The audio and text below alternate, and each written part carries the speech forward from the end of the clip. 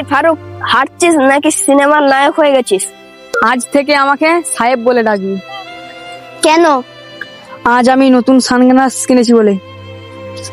চশমা নতুন হয়েছে, কিন্তু মাথার ভিতর খবর কি আপডেট হয়েছে?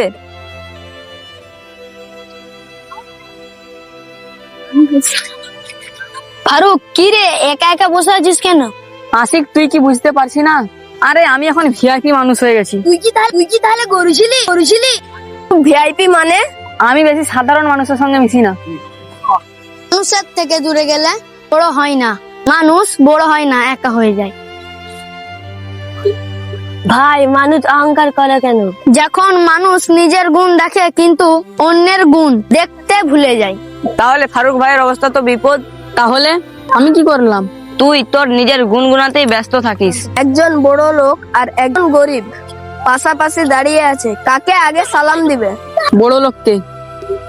হয়তো মানুষ টাকাওয়ালাকে সালাম দেয়, এটা ভুল। মানুষকে সালাম দিতে হয়, টাকাকে নয়।